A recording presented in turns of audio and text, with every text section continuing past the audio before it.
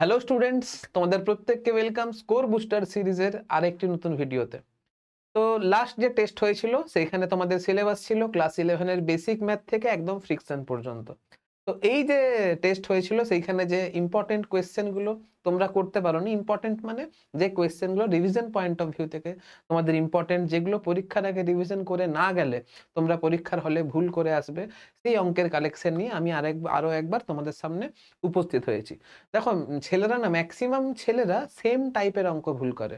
আজকের দিনে দাঁড়িয়ে যেই মেন বলো বা নিট বলো, যে কোনো এক্সামই বলো না কেন, সেখানে কাট অফ কিন্তু খুব হাই উঠছে। এর কারণটা হচ্ছে কোয়েশ্চেনের মান খুব সহজ হচ্ছে। আর বাই দা ওয়ে, ইউটিউবে এত ভালো ভালো স্যারেদের কন্টেন্ট অ্যাভেলেবেল হয়ে গেছে, যারা পড়াশোনা করার ইচ্ছে রাখছে বা যাদের পড়াশোনা করার ইচ্ছে আছে বা যারা যেই নিটে ভালো র্যাঙ্ক করার ইচ্ছে আছে, তারা কিন্তু ইজিলি কন্টেন্ট অ্যাক্সেস করে ভালোভাবে পড়ে মানে পড়াশোনার মানটা যেহেতু বেড়ে গেছে, নাম্বারের মানে কাট অফটাও খুব বেড়ে যাচ্ছে। আর বাই দা ওয়ে, আজকের দিনে দাঁড়িয়ে সব পরীক্ষাতেই 80% কোয়েশ্চেন কিন্তু সহজ আসে। এবার সহজ কোয়েশ্চেন সবাই করে দিচ্ছে, তোমরাও সহজ কোয়েশ্চেন করে দিচ্ছ, কিন্তু আজকের দিনে দাঁড়িয়ে তোমাকে যদি ভালো কলেজে চান্স পেতে হয়, তাহলে তোমাকে 80% নাম্বার পেলে চলবে না। আজকের দিনে তোমাকে 90% নাম্বার মিনিমাম পেতে হবে। আর তোমাকে যদি ভালো কলেজে চান্স পেতে হয়, তাহলে 95% তো পেতে হবেই। এখন 80% কোয়েশ্চেন সবাই করে দিচ্ছ কারণ সেইগুলো ডাইরেক্ট ফর্মুলা বেসড, কিন্তু যে তোমাকে যদি না 80% থেকে 95% যদি আসতে হয়, তোমাকে যদি 70% থেকে 90% যদি আসতে হয়, তাহলে তোমাকে বেশ কিছু ট্রিকি অঙ্কগুলো করতে পারতে হবে ইজিলি। তো সেই ট্রিকি অঙ্কের কালেকশন নিয়ে আমি তোমাদের সামনে উপস্থিত হয়েছি স্কোর বুস্টার সিরিজে। এই স্কোর বুস্টার সিরিজের প্রত্যেকটা ভিডিও যদি ভালো করে করো, ভিডিও করা মানে এই ভিডিওতে যে কোয়েশ্চেনগুলো করাচ্ছি সেই কোয়েশ্চেনগুলো যদি ভালো করে রেডি করো, তাহলে আমার মনে হয় না তোমাদের আর নাম্বার পেতে অসুবিধা হবে। যারা যারা 80% পাচ্ছ, এটা আমার অ্যাসিওরেন্স, ইজিলি তোমরা কিন্তু 90% পেতে পারবে। যারা 70% পাচ্ছ, তারা ইজিলি 85% 90% পেতে পারবে। আমার মনে হয় এই যে সিরিজ, প্রত্যেকটা ভিডিওর যদি অঙ্কগুলো যদি একদম ছোটস্থ যদি করতে পারো, ছোটস্থ মানে টাইপগুলো ছোটস্থ যদি করতে পারো, তাহলে ইজিলি তোমাদের 10 to 15% নাম্বার ইজিলি বুস্ট হবে। যাই হোক, এই হচ্ছে স্কোর বুস্টার সিরিজের ইন্ট্রোডাকশন। যারা নতুন এসেছিলে তাদের জন্য ইন্ট্রোডাকশন ছিল। তো যাই হোক, যারা আজকে আমাদের ভিডিওতে প্রথম এসেছো তাদেরকে বলে রাখি, আমি হচ্ছি রাজেশ দেব, তোমাদের ফিজিক্স পড়াই। আর এই চ্যানেলে আমি ফিজিক্সের কনসেপ্ট ভিডিও আর বেসিক্যালি ফিজিক্সের কোয়েশ্চেনের উপর বেশি জোর দিই। তোমরা যারা চাইছো তারা পুরোনো ভিডিও যে দেখতে পারো, কনসেপ্ট ভিডিও তোমাদের খুব হেল্প হবে। তো যাই হোক, আর কিছু কথা বাড়াবো না, আজকের আলোচনা শুরু করছি। ঠিক আছে? তো আজকে আমাদের প্রথম অঙ্ক কি আছে দেখো তো। একদম বেসিক ম্যাথ থেকে দিয়েছে। বেসিক ম্যাথ তোমরা অনেকে প্র্যাকটিস করো না, কিন্তু বেসিক ম্যাথ তো তোমাদের সিলেবাসে রয়েছে। বেসিক ম্যাথ, এই অঙ্কটা নিটের জন্য ইম্পর্টেন্ট আর পরীক্ষাতে এসেছিল। অন্য টাইপের অঙ্ক একটু দেখো কি বলেছে। Use the approximation 1 plus x two the power N is equal two 1 plus N x, যেখানে এক্স এর মানটা একের থেকে অনেক ছোট। এই অ্যাপ্রক্সিমেশন তোমরা শিখেছো, ঠিক আছে? এবার এই অ্যাপ্রক্সিমেশনটাকে কাজে লাগিয়ে আমাকে বের করতে হবে 999 টু দ্য পাওয়ার 1/3 এর মানটা আমাকে বের করতে হবে এই অ্যাপ্রক্সিমেশনটা কাজে লাগিয়ে। তুমি লক্ষ্য করে দেখো, এখানে প্লাস আছে বলে 1 plus x two the power N is near than equal to 1 plus N x হয়েছে। যদি মাইনাস থাকতো, তাহলে আর কিছুই না, এখানে 1 মাইনাস এন এক্স হতো। এবারে আমি এই মাইনাসের সিম্বলটাকে কাজে লাগিয়ে আমি এই অঙ্কটা করবো। দেখো, 999 কে আমি কি লিখতে পারি? 999 কে লেখা যেতে পারে 999 টু দ্য পাওয়ার 1/3, এটাকে লেখা যেতে পারে 1000 মাইনাস 1 টু দ্য পাওয়ার 1/3। যদি 1000 যদি কমন নিই, সেটা বাইরে নিশ্চয়ই 10 হয়ে বেরোবে, কারণ 1000 টু দ্য পাওয়ার 1/3 মানে হচ্ছে 10। তাহলে 10টা যদি বাইরে বেরোয়, তাহলে এটা হয়ে যাবে 1 মাইনাস 1/1000 টু দ্য পাওয়ার 1/3। এখন ঘটনা দেখো, এখানে কি বলা ছিল, এই অ্যাপ্রক্সিমেশন আমি তখনই করতে পারবো যখন এক্স এর মানটা 1 অপেক্ষা অনেক কম হবে। এখানে লক্ষ্য করে দেখো, 1/1000 অবশ্যই 1 অপেক্ষা অনেক কম। আর যদি 1/1000 1 অপেক্ষা যদি অনেক কম হয়, তাহলে এখানে আমি এই অ্যাপ্রক্সিমেশন, এই যে এখানে আমি এই অ্যাপ্রক্সিমেশনটা লাগাতে পারি। কি হবে অ্যাপ্রক্সিমেশন যদি লাগাই, তাহলে 10 1 মাইনাস 1/3 ইন্টু 1000 হবে, অর্থাৎ 1/3000 হয়ে যাবে। এবারে তুমি যদি গুণ করো, কত দাঁড়াবে? 10 মাইনাস 1/300। এবারে এটা হচ্ছে আমার অ্যান্সার। এখন লক্ষ্য করে দেখো, 10 মাইনাস 1/300 অপশন 1 এ দেওয়া আছে, তাহলে অপশন 1 হচ্ছে আমার এই কোয়েশ্চেনের রাইট অ্যান্সার। ঠিক আছে? সহজ কোয়েশ্চেন ছিল, কোনো কঠিন কোয়েশ্চেন ছিল না। কিন্তু তুমি যদি এই অঙ্কটা করে না যাও, কারণ এরকম অঙ্ক প্র্যাকটিস করো না অনেকে, এটা বেসিক্যালি ফিজিক্সের অঙ্ক না, এটা অঙ্কের ম্যাথামেটিক্সের অঙ্ক। এবারে নিটে অনেকের ম্যাথামেটিক্স থাকে না, যার জন্য অঙ্কগুলো প্র্যাকটিস করা হয় না। ঠিক আছে, চলো নেক্সট কোয়েশ্চেন কি বলেছে দেখো। A bird flies 2√14 metre from এত পয়েন্ট অ্যালং এত vector. Final position of bird is. Bird fly করেছে এত মিটার। এখন বার্ড তো যদি খুশি ফ্লাই করতে পারে, এখন কোন ডাইরেকশন বরাবর ফ্লাই করেছে সেটা দেওয়ার জন্য এখানে ভেক্টরটা দেওয়া হয়েছে। এখন কোন পয়েন্ট থেকে ফ্লাই করেছে সেটা জানার জন্য এটা হচ্ছে আমার ইনফরমেশন। বলছে এত পয়েন্ট থেকে এই ডাইরেকশনে যদি এত মিটার যদি বার্ডটা ফ্লাই করে, তাহলে বার্ডের ফাইনাল পজিশন কত হবে। ঠিক আছে, তো এইটা যদি করতে হয়, আমি দেখো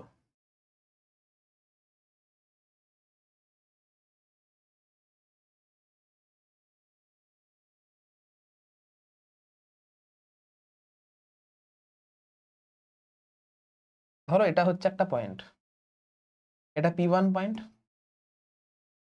এটা হচ্ছে একটা পয়েন্ট, এটা হচ্ছে P2 পয়েন্ট। এই ভেক্টরটা যদি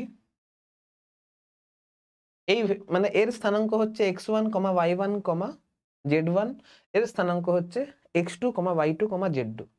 তাহলে এই দুটো পয়েন্টকে একটা স্ট্রেট লাইন দিয়ে যদি কানেক্ট করা হয়, তাহলে যে ভেক্টরটা পাবো, বা এই দুটো পয়েন্টকে যে ভেক্টরটা কানেক্ট করছে, অর্থাৎ এর পজিশন ভেক্টর এর সাপেক্ষে কত হবে, এটা হচ্ছে P1, P2, আচ্ছা সরি P2, P1, এই যে ভেক্টরটা হবে এটা হবে x2 - x1 i ক্যাপ। তোমরা জানো এগুলো ভেক্টরে পড়ানো হয়েছে। y2 - y1 j cap plus z2 - z1 k cap. ঠিক আছে, এবারে লক্ষ্য করে দেখো, আমাকে P1, এই পয়েন্টটা P1 বলে দিয়েছেন, আমাকে final position of the bird অর্থাৎ P2টা চেয়েছেন, তাই না? এখন আমি এই ডাইরেকশন বরাবর মুভ করেছি, অর্থাৎ এই ডাইরেকশনে আমাকে এই ভেক্টরটা বলে দিয়েছে, এই ভেক্টর বরাবর মুভ করেছি, কিন্তু কতটা পাথ মুভ করেছি, 2√14 মিটার, এতটা ডিস্টেন্স আমি ট্রাভেল করেছি এই ডাইরেকশনে। এখন এই ডাইরেকশনে এতটা ডিস্টেন্স ট্রাভেল করলে যে ভেক্টরটা আসবে, সেই ভেক্টরের মানটা যদি বের করতে হয়, তাহলে এর ইউনিট ভেক্টরটা আমাকে বের করতে হবে। ইউনিট ভেক্টর যদি পেয়ে যাই, তাহলে আমি ডাইরেকশন পেয়ে যাব, দিয়ে ওটাকে আমি এই ডিস্টেন্সটা দিয়ে গুণ করে দেবো। এখন এই ডাইরেকশনে ইউনিট ভেক্টরের ভ্যালু কত হবে বলতো? এই ডাইরেকশনে যে ইউনিট ভেক্টরটা হবে সেটা হবে তোমার 3i cap plus 2j cap plus k cap. এটাকে ভাগ দেব আমি এর ম্যাগনিটিউড দিয়ে।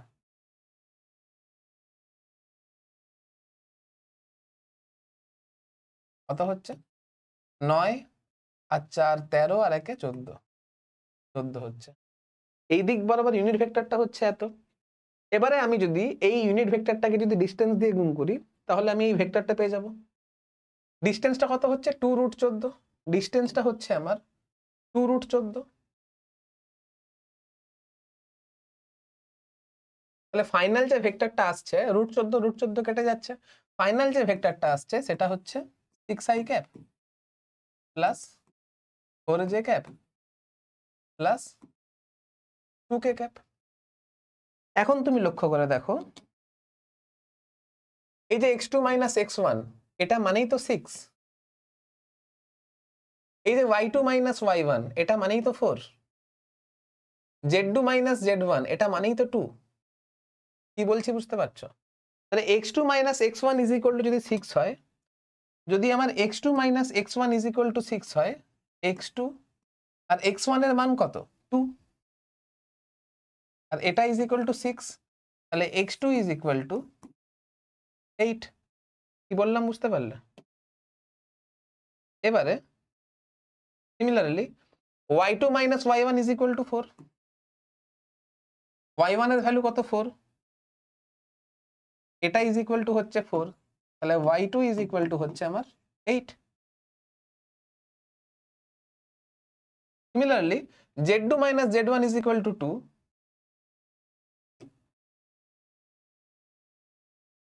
z2 minus z1 is equal two 2, sorry z2 minus z1, z1 এর ভ্যালু কত বলো তো?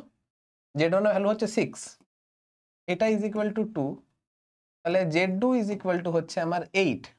তাহলে ফাইনাল যে পয়েন্টটা হবে সেটা হচ্ছে 8,8,8, আর 8,8,8 অপশন 3 তে দেওয়া আছে, তাহলে অপশন 3 হচ্ছে এই কোয়েশ্চেনের আমার রাইট অ্যান্সার। বোঝা গেছে?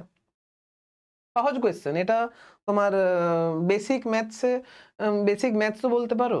এটা হচ্ছে বেসিক ম্যাথস আর ভেক্টরের মিক্সচার, ঠিক আছে? ভালো কোয়েশ্চেন করা দরকার তোমাদের।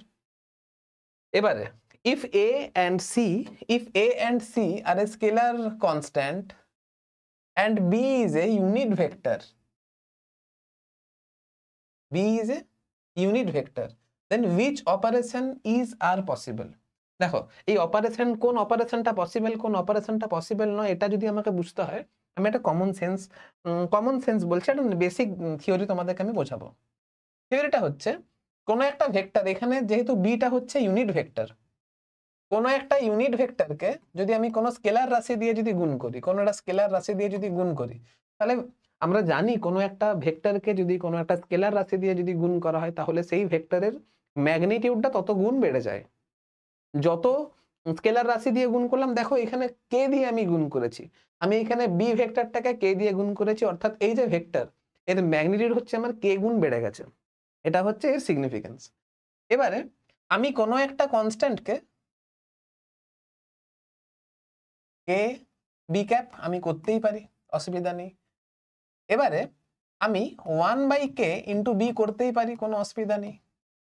এটা মানে হচ্ছে কে টাইমস বেড়েছে, এটা মানে হচ্ছে 1/k টাইমস বেড়েছে, এটা মানে হচ্ছে ভেক্টরটা কে টাইমস বেড়ে গেছে, এটা মানে হচ্ছে ভেক্টরটা 1/k টাইমস বেড়েছে, ঠিক আছে? এটা এক্স নয়, এটা কিন্তু ক্রস মানে কত টাইমস বেড়েছে। এবারে তুমি দেখো, যদি কোনো একটা কনস্ট্যান্টকে আমি যদি বি ভেক্টর দিয়ে যদি ভাগ করি, আচ্ছা বিটা হচ্ছে ভেক্টর, লিখে দিচ্ছি, বি হচ্ছে ভেক্টর ইউনিট ভেক্টর। আমি কোনো একটা কনস্ট্যান্টকে দিয়ে কোনো একটা ভেক্টরকে গুণ করতে পারবো, মানে ভেক্টরটাকে গুণের আকারে থাকবে, কিন্তু ভেক্টরটা ভাগের আকারে থাকতে পারে না। একটা এক্সাম্পল দেওয়া যেতে পারে, ধরো কে এর মানটা হচ্ছে 2, সাপোজ করো কে এর মানটা হচ্ছে 2, এটাকে আমি আই ক্যাপ দিয়ে ভাগ করলাম, এটা কোনো ফিজিক্যাল কোয়ান্টিটিকে রিপ্রেজেন্টই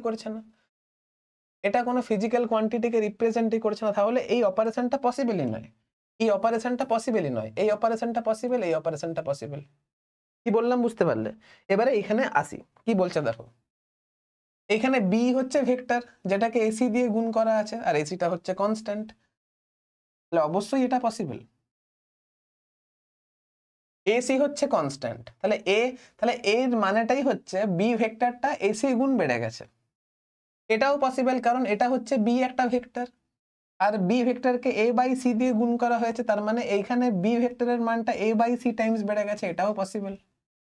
তুমি লক্ষ্য করে দেখো এ প্লাস বি, হ্যাঁ আরেকটা জিনিস বলে দিও, 2 প্লাস আই ক্যাপ করা পসিবল নয়, 2 প্লাস আই ক্যাপ এটা পসিবল নয়, এটা নট পসিবল, সম্ভবই নয়।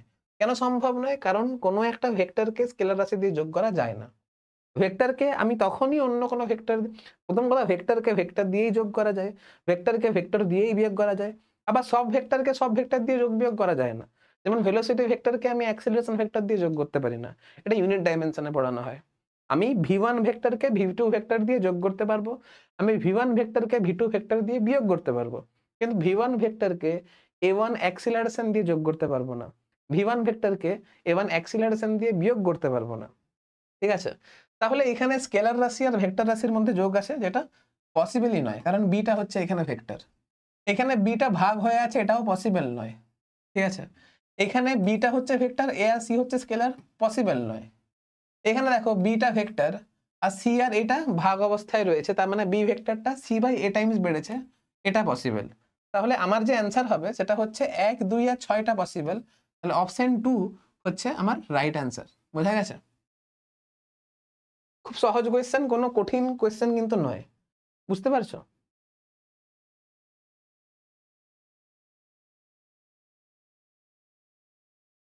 চলো নেক্সট কোয়েশ্চেন।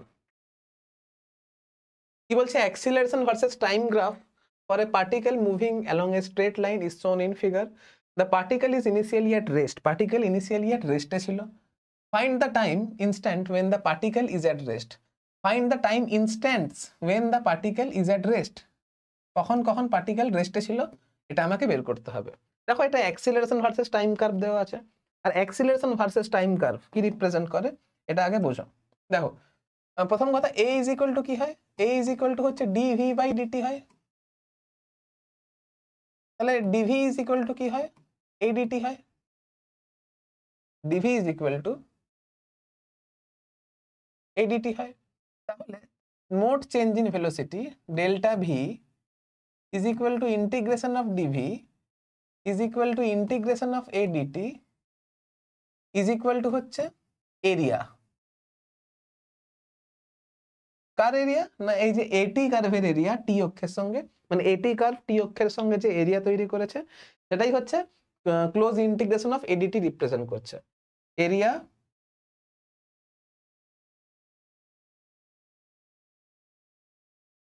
বিটুইন এটি কার্ভ অ্যান্ড টি অ্যাক্সিস। খেয়াল রাখবে যেন জিনিসটা সহজ, কিন্তু এই ইন্টিগ্রেশন করতে, এই ইন্টিগ্রেশনের কনসেপ্টটা তো অনেকে ভুল করে। এরকম একটা আইডেন্টিক্যাল অঙ্ক করাবো, চিন্তা করার দরকার নেই। এটা হচ্ছে এডিটি হবে, এইটাই খেয়াল রাখবে। এ মানে ইন্টিগ্রেশনটা টি এর উপরে হবে, খেয়াল রাখবে, কারণ টি অক্ষের সঙ্গে এরিয়া বের করতে চাইছি, মানে ইন্টিগ্রেশনটা টি এর উপরে হবে। এটাতে এই জিনিসটা ভুল হবে না, কিন্তু এক্স্যাক্টলি সেম জিনিস ভুল হবে একটা অন্য অঙ্কতে, যেটা আমি আজকেই করাবো, এরপরেই করাবো, চিন্তা করার দরকার নেই। এবারে লক্ষ্য করে দেখো, initially delta V, delta V মানে কি? ডেল্টা ভি মানেটাই হচ্ছে V final minus V initial. Delta V মানেই হচ্ছে V final minus V initial. Initially particle রেস্টে ছিল, তার মানে ডেল্টা ভি মানেই হচ্ছে ভি, আর ইনিশিয়ালটা তো 0 ছিল। এবারে তুমি লক্ষ্য করে দেখো যে কখন আলটিমেট পার্টিকেলটা আবার রেস্ট আসবে। দেখো এই যে এরিয়াটা, এই যে এরিয়াটা, এই যে এরিয়াটা, এই এরিয়াটা পজিটিভ মানে কি? ভি এর মান বেড়েছে। আবার এই এরিয়াটা নেগেটিভ মানে কি? ভি এর মান কমেছে। আবার তুমি লক্ষ্য করে দেখো, যতটা এটা পজিটিভ ততটা এটা নেগেটিভ, তার মানে কি এখানে ভি এর মান যতটা বেড়েছে এখানে ভি এর মান ঠিক ততটাই কমেছে। আলটিমেট এটা হচ্ছে পজিটিভ, এটা হচ্ছে নেগেটিভ, তার মানে এইখানে আলটিমেট নেট চেঞ্জ ইন এরিয়াটা 0 হয়ে গেল। তার মানে এখানে পার্টিকেল আবার রেস্টে চলে আসবে, মানে আলটিমেট এতটা ইনস্ট্যান্টে নেট এরিয়াটা 0, মানে কি এই এরিয়াটা যদি পজিটিভ হয়, এই এরিয়াটা যদি নেগেটিভ হয়, তাহলে আলটিমেট চেঞ্জ ইন এরিয়াটা কত হচ্ছে? চেঞ্জ ইন ভেলোসিটি কত হচ্ছে? 0 হচ্ছে। এখানে ভেলোসিটি যতটা বেড়েছে এইখানে ভেলোসিটি ঠিক ততটাই কমেছে। তার মানে এইখানে যদি পার্টিকেল রেস্টে থাকে তাহলে এখানে পার্টিকেলটা আবার ঘুরে রেস্টে আসবে। আবার সেম কনসেপ্ট অ্যাপ্লাই হচ্ছে এখানের জন্য, এখানেও পার্টিকেলটা আবার ঘুরে রেস্টে আসবে। তার মানে 0 সেকেন্ড 2 সেকেন্ড 4 সেকেন্ডে পার্টিকেল রেস্টে থাকবে, 0 সেকেন্ড 2 সেকেন্ড 4 সেকেন্ডে পার্টিকেলটা রেস্টে থাকবে। তাহলে এটা হচ্ছে আমার রাইট অ্যান্সার। বোঝা গেছে? সহজ কোয়েশ্চেন, কোনো কঠিন কোয়েশ্চেন নয় এটা। নেক্সট কোয়েশ্চেন দেখো। আচ্ছা হ্যাঁ, ওটা বলে দিই, ধরো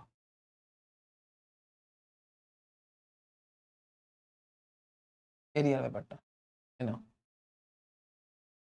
আইডেন্টিক্যাল কোয়েশ্চেন, সেম কোয়েশ্চেন বলতে পারো। আমাকে এখানে বলেছে এই কার্ভটা এক্স অক্ষের সাথে কত এরিয়া বের করেছে। খেয়াল রাখবে এটা কিন্তু ওয়াই অক্ষ আর এক্স অক্ষের ইন্টারচেঞ্জ করে দেওয়া হয়েছে। ওয়াই অক্ষটাকে এক্স অক্ষ বরাবর রিপ্রেজেন্ট করা হয়েছে, আর এক্স অক্ষটাকে ওয়াই অক্ষ বরাবর রিপ্রেজেন্ট করা হয়েছে। তোমাকে আমি একটা জিনিসে খেয়াল রাখতে বলেছি, যে ক্ষেত্রফলটা যেই অক্ষের সঙ্গে তৈরি করেছে সেই বরাবর, সেই দিক বরাবর ইন্টিগ্রেশনটা করতে হবে। যেহেতু ক্ষেত্রফলটা এখানে এক্স অক্ষ বরাবর তৈরি করেছে, মানে এই যে কার্ভটা সেটা এক্স অক্ষের সঙ্গে ক্ষেত্রফল তৈরি করেছে, তার মানে এই যে ক্ষেত্রফলটা, এই ক্ষেত্রফলের মান খাবে ইন্টিগ্রেশনটা অবশ্যই এক্স এর উপরে হবে, অর্থাৎ এইখানে ইন্টিগ্রেশনের মানটা হবে ইন্টিগ্রেশন অফ ওয়াই ডিএক্স। আমি কি বললাম? ইন্টিগ্রেশনটা এক্স এর উপরে হবে, তাহলে এখানে যে মানটা হবে সেটা হচ্ছে ইন্টিগ্রেশন অফ ওয়াই ডিএক্স হবে। কি বললাম বুঝতে পারলে? এবারে তুমি দেখো এখানে y এর মানগুলো দেওয়া আছে, y এর মান এখানে 0, এখানে 2। এখন তুমি দেখো y এর মান যদি 0 হয় তাহলে x এর মানও 0 হবে, y এর মান যদি 2 হয় তাহলে x এর মানটা কত? 4 হবে। এটাই খেয়াল রাখার মতো জিনিস।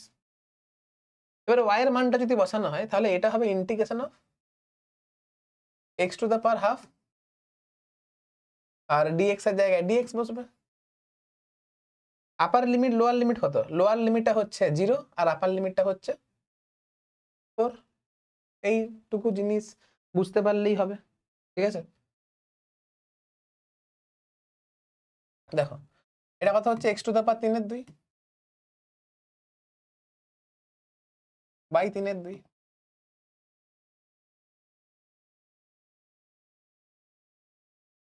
লোয়ার লিমিট হচ্ছে 0, আপার লিমিট হচ্ছে 4। তাহলে এটা হচ্ছে 2/3 4 টু দ্য পাওয়ার 3/2 মাইনাস 0।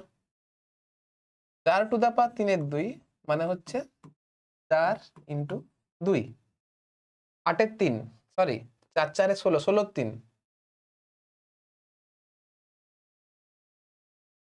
16/3 হচ্ছে অ্যান্সার। 16/3 হচ্ছে অ্যান্সার। 16/3 অপশন 2 এ আছে, তাহলে অপশন 2 হচ্ছে এই কোশ্চেনের রাইট অ্যান্সার। কিন্তু এটা তো বুঝতে পেরেছো। আমার প্রশ্ন হচ্ছে যদি আমাকে এরিয়াটা এরকমটা যদি বের করতে দিত, যদি এই এরিয়াটা যদি বের করতে দিত, যদি আমাকে এই এরিয়াটা যদি বের করতে দিত,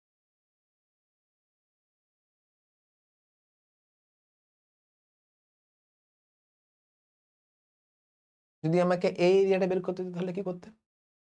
যদি এই এরিয়াটা আমাকে যদি বের করতে দিত তাহলে তুমি কি করতে অঙ্কটা? আমি কি বললাম? যেই অক্ষের সঙ্গে এরিয়াটা বের করতে হবে এই দিক বরাবর, মানে ইন্টিগ্রেশনটা তার উপরে হবে। আমি এখানে এরিয়া বের করতে চাইছি y অক্ষ বরাবর, তাহলে অবশ্যই ইন্টিগ্রেশনটা আমার y এর উপরে হবে। তার মানে এই যে এরিয়াটা হবে না আমার, এই যে এরিয়াটা হবে, এই যে এরিয়াটা হবে, এটা অবশ্যই ইন্টিগ্রেশন অফ x dy হবে। এটা খেয়াল রাখবে, এটা অবশ্যই ইন্টিগ্রেশন অফ x dy হবে। এবার তুমি x এর মান বসাও, x এর মান কত? y স্কয়ার হবে, y স্কয়ার dy। কি বললাম বুঝতে পারলে? লোয়ার লিমিট হবে 0, যেহেতু ইন্টিগ্রেশনটা y এর উপরে হচ্ছে তাহলে লোয়ার লিমিট হচ্ছে 0 আর আপার লিমিট হচ্ছে 2, আপার লিমিট হচ্ছে 2।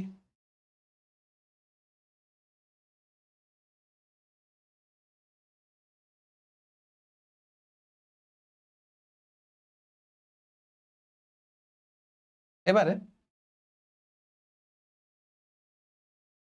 যেটা হবে সেটা অ্যান্সার। কত হবে বলো তো? 1/3, 2 এর কিউব মানে 8, তাহলে এটা হয়ে যাবে 8/3। 8/3 অ্যান্সার হবে এখানে, ঠিক আছে? এই জিনিসগুলো কিন্তু খেয়াল থাকে যেন, বাস আর কিছু না।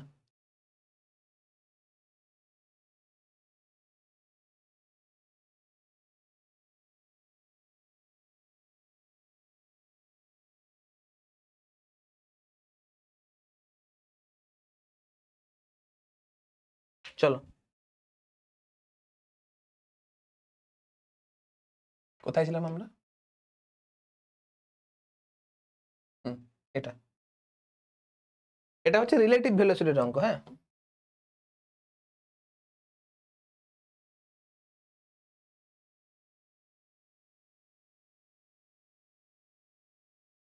এক সেকেন্ড দেখো, নেক্সট কোশ্চেন কি বলছে দেখো।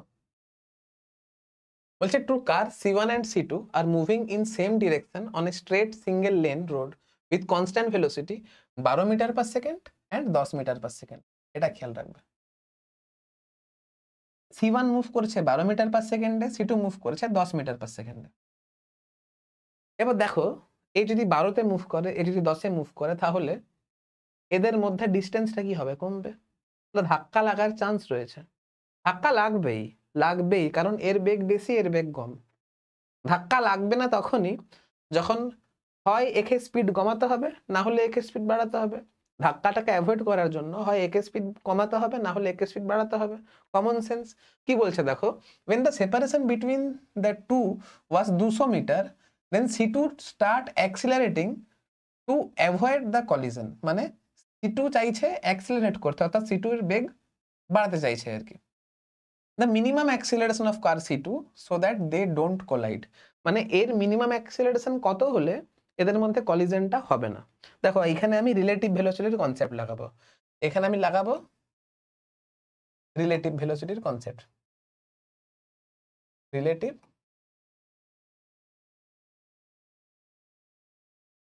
ভেলোসিটির কনসেপ্ট লাগাবো, ঠিক আছে। দেখো এদের মধ্যে ডিস্টেন্স আস্তে আস্তে কমছে, আমাকে মিনিমাম অ্যাক্সিলারেশন চেয়েছে। মিনিমাম অ্যাক্সিলারেশন মানে যে অ্যাক্সিলারেশনটা মিনিমাম রাখতেই হবে, যদি ওর থেকে কম তুমি অ্যাক্সিলারেশন রাখো তাহলে কিন্তু ধাক্কা লাগতে বাধ্য, এই জিনিসটা খেয়াল রাখবে। তাহলে মিনিমাম অ্যাক্সিলারেশন মানে মিনিমাম এই অ্যাক্সিলারেশনটাকে রাখতেই হবে, যদি অ্যাক্সিলারেশন এর থেকে কম হয় তাহলে এদের মধ্যে ধাক্কা লাগবে। আমি যদি মিনিমাম অ্যাক্সিলারেশনের কেসটা নিয়ে চলি, তুমি দেখো যত সময় বাড়বে এদের মধ্যে ডিস্টেন্সটা কি হচ্ছে, কমছে।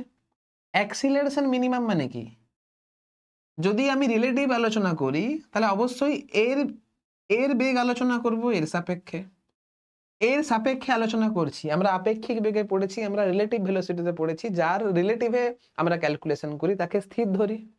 আমি যদি এর রিলেটিভে এখে আলোচনা করি তাহলে এদের রিলেটিভ ভেলোসিটি কত, এটা মাইনাস এটা, যেহেতু এর রিলেটিভ আলোচনা করছি তাহলে এটা মাইনাস এটা। তাহলে initial relative velocity u relative is equal to কত আছে, 2, অবশ্যই মিটার পার সেকেন্ড। এদের মধ্যে ডিস্টেন্সটা কত আছে, ডিস্টেন্সটা কত আছে, S relative is equal to কত আছে, 200 মিটার। এবারে মিনিমাম কেসটা মানে কি, যখন এদের মধ্যে ডিস্টেন্সটা 0 হবে তখন এর বেগও 12 হবে, এর বেগও 12 হবে, অর্থাৎ তাদের মধ্যে কোনো রিলেটিভ ভেলোসিটি থাকবে না। মিনিমাম অ্যাক্সিলারেশন বলছি মানে যখন এ 200 মুভ করে যাবে, বা অর্থাৎ এদের মধ্যে যখন ডিস্টেন্সটা যখন 0 হয়ে যাবে তখন এদের মধ্যে রিলেটিভ ভেলোসিটি থাকবে না। মানে কি, এর বেগ যা হবে এর বেগও তাই হবে। অর্থাৎ 200 মিটার যখন এরা 200 মানে এদের মধ্যে ডিস্টেন্স যখন 0 হয়ে যাবে তখন এদের রিলেটিভ ভেলোসিটিটা 0 হয়ে যাবে, তাহলেই ধাক্কা লাগবে না। মানে যখন এই কার এর থেকে 200 মিটার বেশি মুভ করে নেবে, 200 মিটার এক্সট্রা যখন মুভ করে নেবে তখন যেন এর বেগ সমান হয়, এর বেগও 12 হয়, এর বেগও 12 হয়, তখন কি হচ্ছে, ধাক্কা লাগবে না। যখন জাস্ট দেখো এখানে ধাক্কা মারবো যখন করছে তখন এর বেগও 12 আর এর বেগও 12 যদি হয়ে যায় ধাক্কা তখন লাগবে না, অর্থাৎ রিলেটিভ ভেলোসিটি তখন কি হচ্ছে, 0 হচ্ছে। Relative velocity V relative is equal to 0 হচ্ছে। আমাকে অ্যাক্সিলারেশন জানতে চাইছে, অর্থাৎ এর অ্যাক্সিলারেশন এর সাপেক্ষে কত হবে জানতে চাইছে। প্রথম কথা, রিলেটিভ অ্যাক্সিলারেশন মানে কি, বা আমি acceleration of 1 with respect to 2 জানতে চাইছি, তাহলে a1 মাইনাস a2, a1টা যেহেতু 0 আর এটা যেহেতু একটা থাকবে তাহলে a12 is equal two minus a হবে, অবশ্যই মন্দন হবে, ডিস্টেন্সটা কমছে, ডিস্টেন্স কমছে, তার মানে কি ডিস্টেন্স বাড়লে অ্যাক্সিলারেশন হতো, কমলে মন্দন হবে, স্বাভাবিক নরমাল ব্যাপার। এদের মধ্যে ডিস্টেন্সটা কমছে না, মানে যাই হোক। তো এবার তুমি normal v square is equal to u square minus 2as এর কনসেপ্ট লাগাতেই পারো। V square is equal to u square minus 2as, প্লাসই করো, এর মানটা মাইনাস বসিয়ে দেবে, ভি এর মানটা 0, তাহলে এখান থেকে পাচ্ছি a ইজ ইকুয়াল টু কত হবে, a ইজ ইকুয়াল টু হবে u square by 2s। U কত, ইউ এর মানটা 2, 2 ইন্টু 2 আর এস কত 200, তাহলে এটা কত দাঁড়াচ্ছে, এটা দাঁড়াচ্ছে 1/100 মিটার পার সেকেন্ড স্কোয়ার, বা এটাকে লিখতেই পারি 1 সেন্টিমিটার পার সেকেন্ড স্কোয়ার। 1 সেন্টিমিটার পার সেকেন্ড স্কোয়ার অপশন 1 এ দেওয়া আছে, তাহলে অপশন 1 হচ্ছে এই কোয়েশ্চেনের রাইট অ্যান্সার। যে রিলেটিভ ভেলোসিটি ভালো করে শিখেছো তারা কিন্তু এই অঙ্কটা ইজিলি করতে পারবে। নেক্সট অঙ্ক দেখো, নেক্সট কি বলেছে, assertion reason টাইপ কোয়েশ্চেন। বলছে reference frame attached to the earth is an inertial frame of reference. মানে যে রেফারেন্স ফ্রেমটা আর্থের সঙ্গে অ্যাটাচ রয়েছে সেটা ইনার্সিয়াল ফ্রেম অফ রেফারেন্স, অবশ্যই সেটা হয়, এটা ট্রু। আমরা জানি যে এমন কোনো ফ্রেম অফ রেফারেন্স যেটা আর্থের সঙ্গে অ্যাটাচড রয়েছে সেটা ইনার্সিয়াল ফ্রেম অফ রেফারেন্স হয়। সেকেন্ড স্টেটমেন্ট কি বলছে, in practical Newton's law can be applied to this frame of reference. অবশ্যই আর্থের সঙ্গে অ্যাটাচ রয়েছে এরকম কোন ফ্রেমে নিউটনস ল হোল্ড করে, এটাও ট্রু। এবারে আমাকে দেখতে হবে কারেক্ট এক্সপ্লেনেশন নাকি নয়। আমরা ইনার্সিয়াল ফ্রেমে পড়েছি যে ফ্রেমে নিউটনস ল হোল্ড করে সেটাকেই ইনার্সিয়াল ফ্রেম অফ রেফারেন্স বলে। যেহেতু আর্থের সঙ্গে অ্যাটাচ আছে এরকম কোন ফ্রেমে নিউটনস ল হোল্ড করছে, তাই জন্যই একে ইনার্সিয়াল ফ্রেম অফ রেফারেন্স বলে। তাহলে এইরকম ফ্রেমে নিউটনস ল হোল্ড করছে, তাই জন্যই এটাকে ইনার্সিয়াল ফ্রেম অফ রেফারেন্স বলে। তার মানে এই যে এক্সপ্লেনেশন, এটা কারেক্ট, এটা কারেক্ট। তাহলে অবশ্যই এখানে অপশন 1 হচ্ছে রাইট অ্যান্সার। অপশন 1 হচ্ছে রাইট অ্যান্সার। বাস, সহজ জিনিস। নেক্সট কোয়েশ্চেন কি বলছে? বলছে certain mountain road is inclined 3 degree, inclined 3 degree with respect to the horizontal. The change in height of the car as a result of its traveling 3 meter along the road is nearly. অর্থাৎ একটা mountain road দেওয়া আছে যেটা হরাইজন্টালের সঙ্গে 3 degree angle করেছে। এই অ্যাঙ্গেলটা অনেক ছোট, থিটা এখানে ভেরি স্মল। থিটা যদি ভেরি স্মল হয় তাহলে সাইন থিটাকে আমি থিটা লিখতেই পারি, কোনো অসুবিধা নেই। সাইন থিটাকে আমি থিটা লিখতেই পারি। এবারে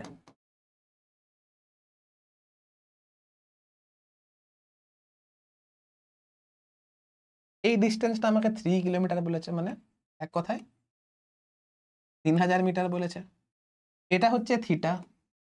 এই হাইটটা কত হবে? এই যে এই হাইট, এই হাইটটা হবে 3000 সাইন থিটা। সাইন থিটা, এবার সাইন থিটার মানকে থিটা লিখতেই পারি। কেন? কারণ থিটার মানটা অনেক ছোট।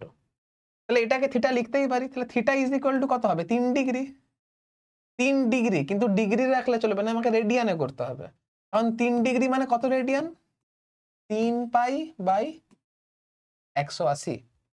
তাহলে এটা হচ্ছে তোমার 3 পাই বাই 180।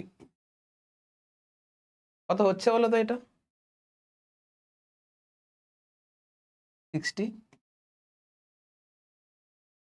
50। তাহলে 50 পাই আসছে। 50 পাই মানে 3.14। তাহলে এটা আসবে আলটিমেট 5 ইন্টু 31.4। 31 ইন্টু 5 কত হয়? 155। তাহলে 155 এর কাছাকাছি অ্যান্সার হবে। 155 আমার অপশন, 155 এর কাছাকাছি আমার অপশন 1। 157 আছে, 157 অ্যান্সার। ঠিক আছে, দেখো নেক্সট কোয়েশ্চেন কি বলছে? Two force of 50 Newton and F are acting on a block of mass 3 kg as shown in the figure. ভালো কথা।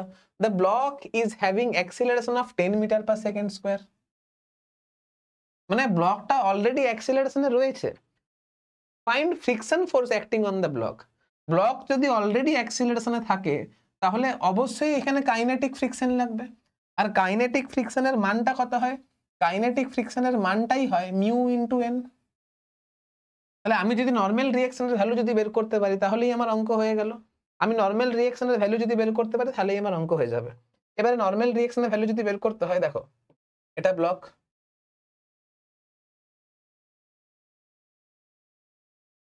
এদিকে একটা ফোর্স লাগছে এফ,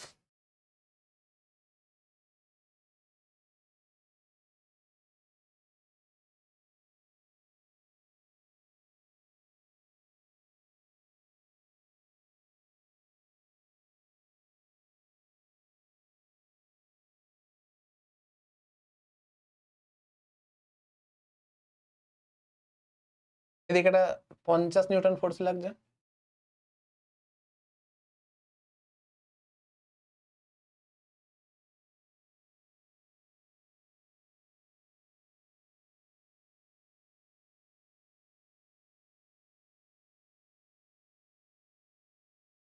অবশ্যই এদিকে এমজি লাগবে। ঠিক আছে, দেখো 50, এটা লাগছে 50। এটা হচ্ছে 37 ডিগ্রি,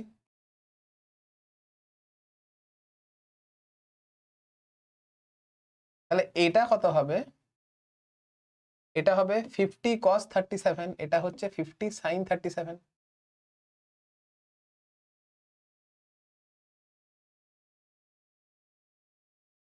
50 cos 37 মানে হচ্ছে 40, 50 sin 37 মানে হচ্ছে 30। এর মাসটা 3 কেজি ছিল, তাহলে এর যে ওয়েটটা হবে সেটাও 30 হবে। নর্মাল রিঅ্যাকশন কোন দিকে লাগবে? আমার নর্মাল রিঅ্যাকশন আমার অবশ্যই নর্মাল রিঅ্যাকশন এদিকে লাগবে, নর্মাল রিঅ্যাকশনটা আমার অবশ্যই এদিকে লাগবে। আর আমি এই ফ্রি বডি ডায়াগ্রাম থেকে দেখতে পাচ্ছি নর্মাল রিঅ্যাকশনের ভ্যালুটা আমার 0 হবে। কেন 0 হবে? নিচের দিকে ডাউনওয়ার্ড ফোর্স 30, এই ফোর্সের ভার্টিক্যাল কম্পোনেন্ট হচ্ছে 30, তাহলে নর্মাল রিঅ্যাকশন এখান থেকে 0 হচ্ছে, তাহলে ফ্রিকশনের value mu N is equal to mu into 0 is equal to 0 হবে। তাহলে ফ্রিকশন ফোর্সের ভ্যালু এখানে 0 হবে, এটা খেয়াল রাখবে। খেয়াল রাখার কিছু নেই, সহজ কোয়েশ্চেন। চলো নেক্সট কোয়েশ্চেন। দেখা যাচ্ছে? ঠিক আছে। বলছে a block of mass 5 kg is placed on 5 kg is placed on a wedge having inclination of 37 degree with the horizontal coefficient of friction between block and wedge is 0.8, then select the correct statement। আমাকে correct statement select করতে হবে। প্রথম কথা, আচ্ছা আমি আবার figure diagram আঁকতে হবে, বা মুখোমুখি করা যায়, করা যেতেই পারে মুখোমুখি, অসুবিধা নেই।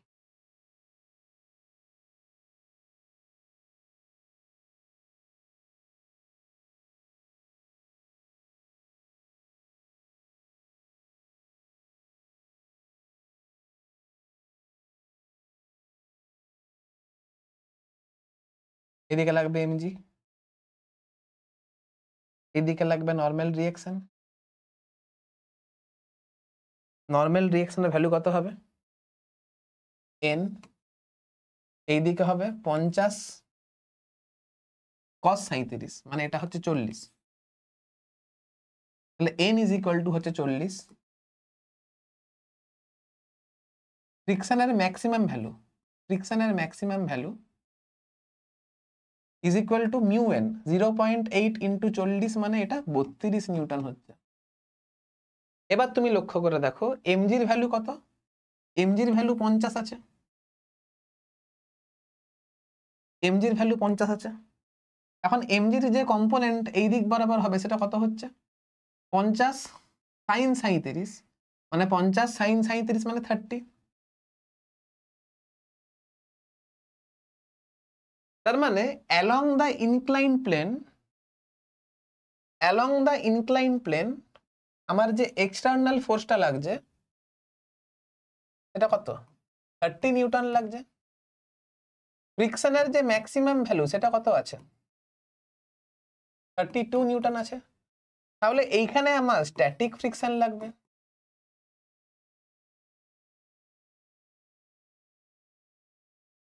স্ট্যাটিক ফ্রিকশন লাগলে স্ট্যাটিক ফ্রিকশনের যে ভ্যালু হয় সেটা অবশ্যই 0 থেকে ম্যাক্সিমাম ফ্রিকশন অর্থাৎ 32 নিউটনের মধ্যে হয়।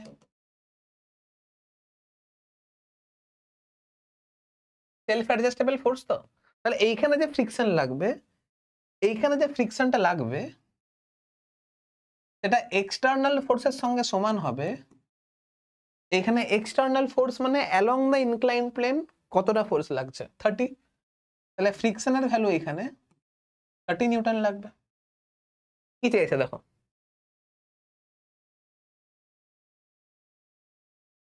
Friction force between block and the wedge is 32 newton, হবে না।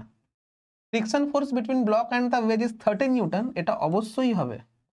Contact force between block and wedge is 80 newton. কন্ট্যাক্ট ফোর্সটা এবারে তোমাকে বুঝতে হবে, কন্ট্যাক্ট ফোর্স মানেটা এখানে কি। দেখো কন্ট্যাক্ট ফোর্স, আচ্ছা এক কাজ করি, কন্ট্যাক্ট ফোর্সকে আমি পি দিয়ে রিপ্রেজেন্ট করি, কন্ট্যাক্ট ফোর্সকে আমি পি দিয়ে রিপ্রেজেন্ট করছি। Contact force P vector is equal two হয় নর্মাল রিঅ্যাকশন প্লাস ফ্রিকশন ফোর্সের রেজাল্টেন্ট। নর্মাল রিঅ্যাকশনের ভ্যালু কত আছে এই দিকে 40, ফ্রিকশন ফোর্সের ভ্যালু এই দিকে কত আছে, ফ্রিকশন ফোর্সের ভ্যালু এদিকে কত আছে 32, এটা কত আছে 40, সরি ফ্রিকশন তো 32 নেই আমার এখানে,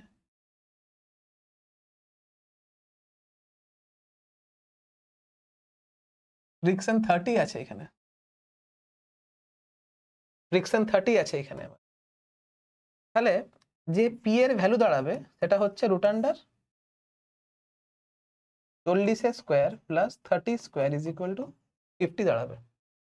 এটা 80 আছে, এটাও হবে না, এটাও হবে না। বোঝা গেছে? সহজ কোয়েশ্চেন। চলো নেক্সট কোয়েশ্চেন দেখো কি বলছে। A string of negligible mass going over a clamped pulley of mass m support a block of mass capital M as shown in the figure। মানে এই পুলির মাসটা হচ্ছে স্মল m, ঠিক আছে? The force on the pulley by the clamp is, force on the pulley by the clamp, এটা একটু draw করে দেখাই তাহলে ভালো বুঝতে পারবে।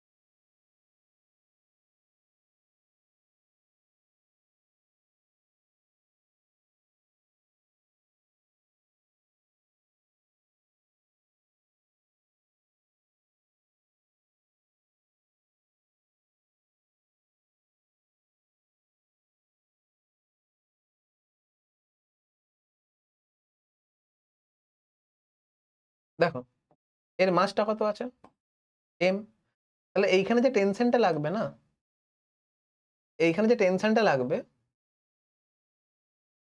টেনশনটা নিশ্চয়ই mg লাগবে। তাহলে এইখানেও টেনশনটা কত লাগছে mg লাগছে, এইখানেও টেনশনটা কত লাগছে mg লাগছে, এইখানে টেনশনটা ক্যাপিটাল এম ইন্টু জি লাগছে, এইখানে টেনশনটা ক্যাপিটাল এম ইন্টু জি লাগছে। এবার এর যে এই ব্লকের যে তোমার কি বলে, এই ব্লক এই পুলিটার যে মাস সেটা স্মল এম, তাহলে পুলিটার মাস কত লাগবে, পুলিটার মাস লাগবে স্মল এম ইন্টু জি। তার মানে এই পুলির ওপর ডাউনওয়ার্ড ডাইরেকশনে মোট কত ফোর্স লাগছে, এই টোটাল ফোর্সটা কত লাগছে, এই টোটাল ফোর্সটা লাগছে capital M plus small M into G. এই দিক বরাবর টোটাল ফোর্স কত লাগছে ক্যাপিটাল এম জি। তাহলে এই পুলির ওপর যে রেজাল্টেন্ট ফোর্স লাগবে, এই পুলির ওপর রেজাল্টেন্ট ফোর্স কত লাগবে, এটা হচ্ছে root under capital M plus small M তার whole square plus capital M তার হোল স্কোয়ার ইন্টু জি।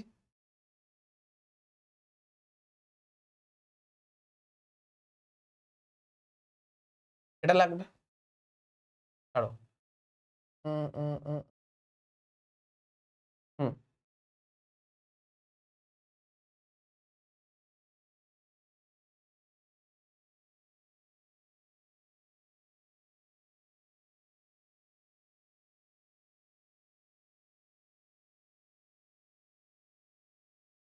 মোট ফোর্সটা কত লাগছে, এইদিকে মোট ফোর্স লাগছে capital M plus small M into G, এইদিকে ফোর্স লাগছে ক্যাপিটাল এম জি। নেট ফোর্সটা কত লাগছে, নেট ফোর্স লাগবে root under capital M plus small M তার whole square plus capital M তার হোল স্কোয়ার ইন্টু জি। এখন এই নেট ফোর্সটা পুলির ওপর লাগছে, তাহলে এই পুলিটা এই ক্ল্যাম্পের উপরে এই ফোর্সটা দেবে, এই ক্ল্যাম্পটা পুলির উপরে অপোজিট রিঅ্যাকশন ফোর্সটা এতটাই দেবে। মানে এর উপরে এই পুলির উপরে net force due to tension and due to its own weight এত লাগছে। এবারে এই নেট ফোর্সটা পুলি ক্ল্যাম্পের উপরে দেবে, ক্ল্যাম্পটা অপোজিট রিঅ্যাকশন ফোর্স সেম ডাইরেকশনে প্রোভাইড করবে, সেম ডাইরেকশনে প্রোভাইড করবে। নেট ফোর্সটা আমার অবশ্যই এটা আসবে, আর এটা আমার অপশন 4-এ দেওয়া আছে, তাহলে অপশন 4 হচ্ছে আমার এই কোয়েশ্চেনের রাইট অ্যান্সার। বোঝা গেছে? সহজ জিনিস, খুবই সহজ জিনিস, বাস বাস আর কিছু না। চলো নেক্সট। এটা খুব ভালো কোয়েশ্চেন, এটা খুবই ভালো কোয়েশ্চেন, আমিও একটু ঘাবড়ে গেছিলাম ফার্স্ট বার দেখে। ঠিক আছে, কি বলছে দেখো। Two voltmeter A and B are used to measure a voltage across resistance. Several readings are taken and represented in the following graph. Here Vt is the true value of the voltage being measured. Which one of the following statement is correct? কোন স্টেটমেন্টটা correct আমাকে দেখতে হবে। এই দিক বরাবর represent করা হয়েছে number of reading আর এই দিক বরাবর রিপ্রেজেন্ট করা হয়েছে ভোল্টেজ। এইখানে দুটো টার্ম তুমি পাচ্ছ, একটা টার্ম পাবে প্রিসাইজ, একটা টার্ম পাবে অ্যাকিউরেট। একটা টার্ম পাবে প্রিসাইজ, একটা টার্ম পাবে অ্যাকিউরেট। একটা পাচ্ছ প্রিসাইজ, একটা পাচ্ছ অ্যাকিউরেট।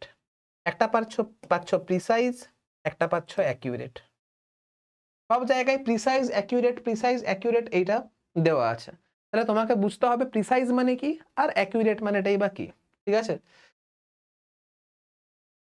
প্রিসাইজ মানে হচ্ছে ধরো তুমি কোনো একটা যন্ত্র দিয়ে বা কোনো একটা ইনস্ট্রুমেন্ট দিয়ে কোনো একটা রিডিংকে মেজার করছো, যদি ওই যন্ত্রটা খুব কাছাকাছি মান দেয় তাহলে সেটাকে প্রিসাইজ বলা হয়, সেই যন্ত্রটাকে প্রিসাইজ বলা হয়। একটা এক্সাম্পল নেওয়া যাক। এক্সাম্পল এখানে কিভাবে দেব, ধরো তুমি সবজি দোকানে গেছো, ঠিক আছে, সাপোজ করো তুমি সবজি দোকানে গেছো। সবজি দোকানে তুমি ওদের বাটখারা থাকে, ধরো ডিজিটাল বাটখারা নেই ওদের কাছে, নর্মাল যেমন আগেকার দিনে ট্র্যাডিশনাল বাটখারা হয় সেরকম আছে। সেখানে মিনিমাম যে মেজার করা যায় সেটা হচ্ছে 100 গ্রাম মেজার করা যায়। তাহলে তুমি ধরো আলু কিনতে গেছো, তুমি 1 কেজি কিনতে পারো বা 1 কেজি 100 গ্রাম কিনতে পারো। তুমি হয় 1 কেজি আলু কিনবে বা 1 কেজি 100 গ্রাম আলু কিনবে বা 1 কেজি 200 গ্রাম আলু কিনবে বা তুমি 0.9 কেজি আলু কিনবে। ছাড়ো, তুমি 1 কেজি কিনতে পারো, তুমি 1.1 কেজি কিনতে পারো বা তুমি 0.9 কেজি কিনতে পারো। তুমি খুব বেশি পেলে 1 কেজি 100 পাবে, খুব কম পেলে 0.9 কেজি পাবে। অর্থাৎ সেটা এই যে বাটখারাটা এটা 100 গ্রামের মধ্যে ফ্ল্যাকচুয়েট করে। কি বলছি বুঝতে পারছো?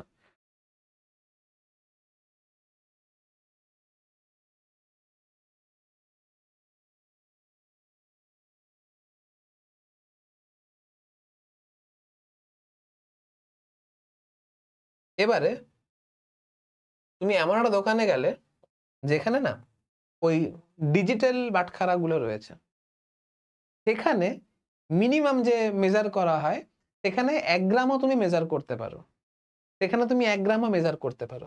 তুমি দেখবে সেখানে লেখা দেখায় 1.001 1.002 0.999 0.998। এবার তুমি দেখো আমি যে রিডিং গুলো মেজার করেছি কোন রিডিং গুলো বেশি কাছাকাছি। অবশ্যই এই রিডিং গুলো বেশি কাছাকাছি। এই দুটো রিডিং এর মধ্যে গ্যাপটা 100 গ্রামের আছে আর এই দুটো রিডিং এর মধ্যে গ্যাপটা 1 গ্রামের আছে। এগুলো প্রত্যেকেই কিন্তু কেজি করে, এগুলো প্রত্যেকেই কিন্তু কেজি করে।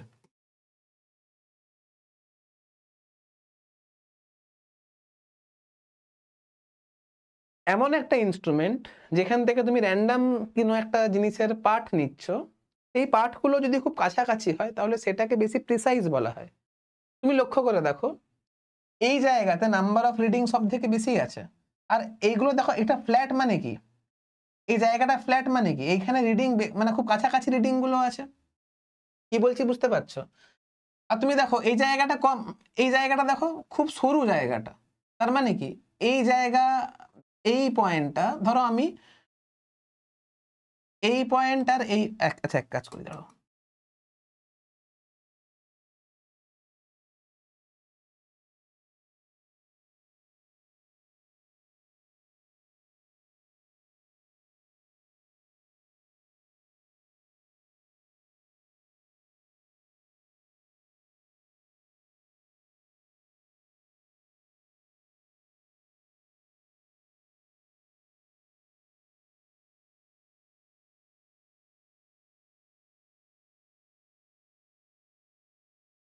না,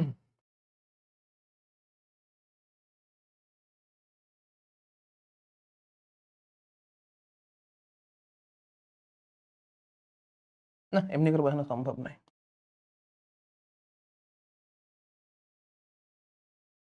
কারণ এই যে ছবিটা তো অতটা অ্যাকুরেট নয়। তুমি শুধু এটুকু বোঝো, নাম্বার অফ রিডিং দেখো অনেক বেশি আছে এই জায়গাগুলোতে, আর এই জায়গাটা অনেকটা ফ্ল্যাট টাইপের, এটা অনেকটা সরু টাইপের। কি বলছি বুঝতে পারছো? তার মানে বেশিরভাগ রিডিং এই জায়গাটাতে করে রয়েছে, আর এখানে কম সংখ্যক রিডিং এই জায়গাতে রয়েছে। খুব কম সংখ্যক রিডিং এই জায়গাতে আছে, আর এখানে অনেক বেশি রিডিং এই জায়গাতে আছে। তার মানে এই ইনস্ট্রুমেন্টটা যে রিডিং গুলো দেখিয়েছে, নাম্বার অফ রিডিং এখানে বেশি আছে, মানে এখানে নাম্বার অফ এক্সপেরিমেন্ট বেশি আছে, এখানে নাম্বার অফ এক্সপেরিমেন্ট কম আছে। আবার তুমি দেখো এদের মানটা খুব কাছাকাছি, এদের মানটা কাছাকাছি নয়। তাহলে এখান থেকে বুঝতে পারলাম এটা বেশি প্রিসাইজ হবে, এটা বেশি প্রিসাইজ হবে। আবার তুমি দেখো, আবার তুমি দেখো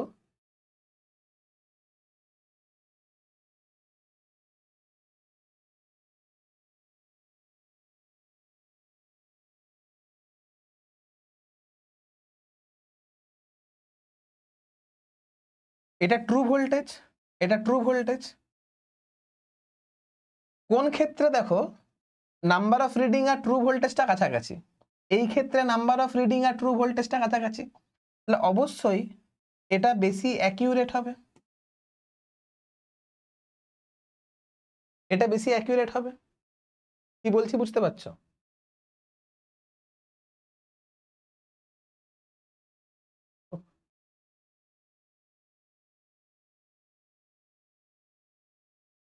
কোথায় ছিলাম আমরা?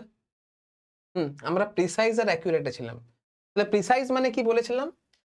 যদি একটা ইনস্ট্রুমেন্ট খুব কাছাকাছি রিডিং দেখায় তাহলে এটা বেশি প্রিসাইজ হবে।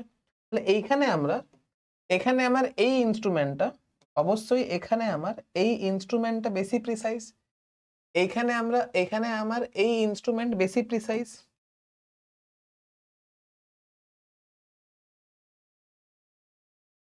কি বললাম বুঝতে পারলে?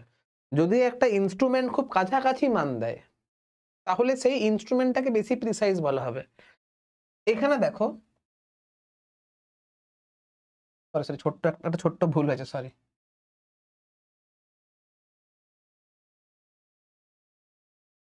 কাছাকাছি মান দেখো, মানগুলো খুব কাছাকাছি আছে এই জায়গা, দেখতে পাচ্ছ? স্পেসিফিক এই জায়গাতে মানগুলো খুব কাছাকাছি আছে। আর দেখো এই জায়গাতে দেখো অনেকটা রিজিয়ন জুড়ে দেখো মানগুলো রয়েছে।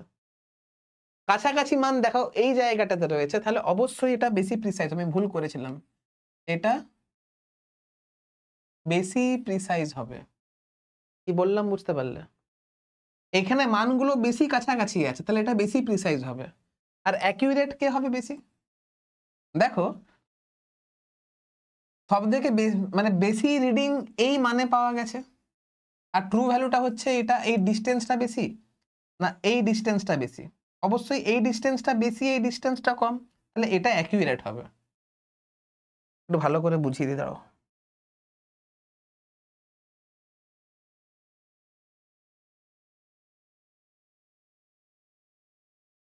বেশিরভাগ রিডিং এই জায়গাতে আছে এবং কম ছড়ানো, মানে দেখো এখানে বেশি প্রিসাইজ ইনস্ট্রুমেন্ট মানে কি, রিডিং গুলো বেশি ছড়িয়ে ছিটিয়ে নেই, কাছাকাছি আছে। এখানেও দেখো রিডিং গুলো কাছাকাছি আছে, তাই জন্য এটা বেশি প্রিসাইজ হবে, এটা বেশি প্রিসাইজ হবে। আবার তুমি লক্ষ্য করে দেখো সব থেকে বেশি নাম্বার অফ রিডিং পাওয়া গেছে এই রেঞ্জে, সব থেকে বেশি নাম্বার অফ রিডিং পাওয়া গেছে এই রেঞ্জে। আবার এইখানে সব থেকে বেশি নাম্বার অফ রিডিং পাওয়া গেছে এই রেঞ্জে। এবার তুমি দেখো কোনটার ডিস্টেন্সটা বেশি, এর ডিস্টেন্স বেশি, এর ডিস্টেন্স কম, তার মানে এটা প্রায় বেশি অ্যাকিউরেট। তাহলে অবশ্যই এটা বেশি অ্যাকিউরেট, এটা বেশি অ্যাকিউরেট। তাহলে এ বেশি প্রিসাইজ আর বি বেশি accurate. Voltmeter A is more precise but less accurate than voltmeter B. অবশ্যই তাহলে অপশন এ হচ্ছে আমার রাইট অ্যান্সার। এটা খুব ইম্পর্টেন্ট। আমি বললাম না, আমিও ঘাবড়ে গেছিলাম, তখন আবার ভুল হয়ে গেল আর কি এক্সপ্লেন করতে গিয়ে। সরি, যাই হোক, আশা করছি বুঝতে পেরেছো। না বুঝতে পারলে আরেকবার দেখে নিও। এই অঙ্কটা বলছে what should be the value of am so that 4 KG block remains at rest. একে আমার রেস্টে চাই, তাহলে এইখানে যে টেনশনটা হতে হবে সেটা 4g হতে হবে। রেস্টে যদি চাইতে হয় তাহলে এইখানে টেনশনটা আমার 4g হবে, তার মানে এইখানে টেনশনটা আমার 4g চাই, তার মানে এইখানে টেনশনটা আমার কত 2g চাই, এইখানে টেনশনটা আমার 2g চাই। এবারে একটা অ্যাটুড মেশিনে যে টেনশনটা হয় সেটা কত হয়? একটা অ্যাটুড মেশিনে যে টেনশনটা হয় সেটা হয় 2 into m1 into m2 by 2 into, sorry 2 কেন, m1 প্লাস m2 হয়, m1 প্লাস m2 হয়। আর এটা আমার চাই 2g, এটা আমার চাই 2g। আচ্ছা, এখানে জিটা লিখতে ভুলে গেছি, জিটা লিখে দিলাম, ছাড়ো। m1 কত 3 আর m2 মানই জানতে চাইছে, তাহলে 2 into 3 into m by 3 plus m is equal to হচ্ছে 2। যেগুলো আমি কেটে দিলাম, তাহলে 3m ইজ ইকুয়াল টু হচ্ছে 6 প্লাস 2m।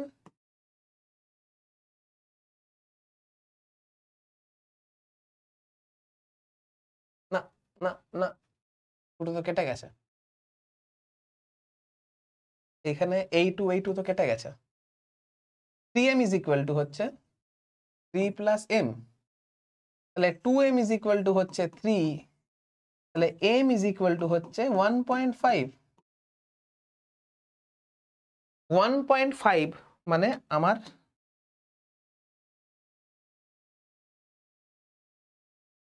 অপশন 3 হচ্ছে রাইট অ্যান্সার। বুঝতে পারলে? সহজ কোয়েশ্চেন, খুবই সহজ কোয়েশ্চেন। চলো নেক্সট কোয়েশ্চেন। এটাও খুব ভালো অঙ্ক। দেখো কি বলেছে, a projectile passes 2 point A and B at same height after 3 second and 6 second. তার মানে এইখানে গেছে 3 সেকেন্ডে, এই হাইটে গেছে t ইজ ইকুয়াল টু 3 সেকেন্ডে, বি পয়েন্টে গেছে 6 সেকেন্ডে। ঠিক আছে? Horizontal separation between A and B is 150 metre. ভালো কথা। The horizontal range is closest two.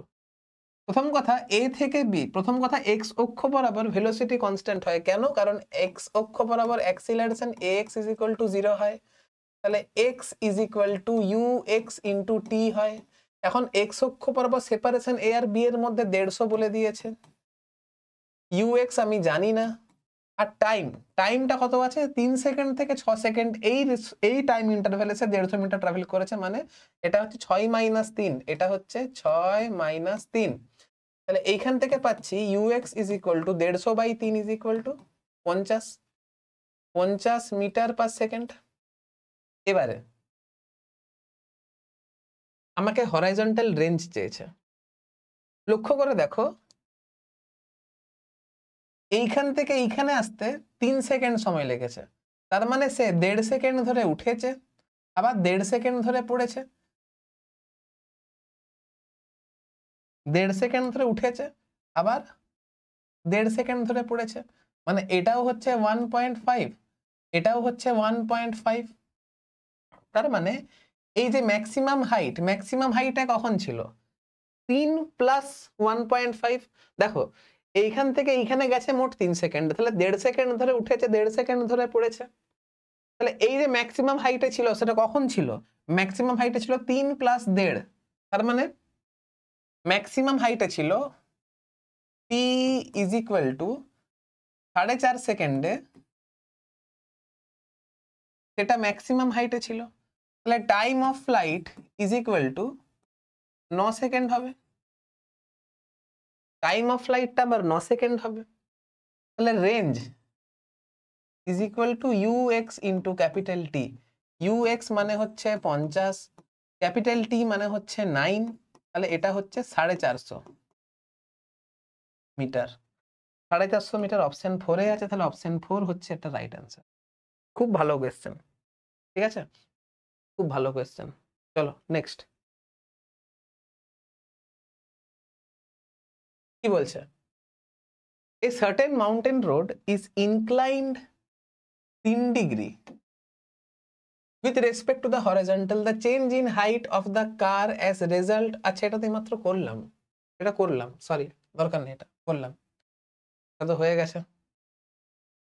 এটা ভালো কোয়েশ্চেন, দেখো a ball is projected horizontally from the top of a tower at 12 meter per second as shown in the figure, wind is blowing at indicated, ঠিক আছে, which causes acceleration of 3 meter per second square horizontally. Displacement of the ball when it strike the tower will be, displacement of the ball চেয়েছে when it strike the tower। প্রথম কথা এই দিক বরাবর, এখন প্রথম কথা আমি যদি এই ডাইরেকশনটাকে পজিটিভ এক্স ডাইরেকশন ধরি, এই ডাইরেকশনটাকে যদি আমি পজিটিভ এক্স ডাইরেকশন ধরি, ঠিক আছে, তাহলে ইউএক্স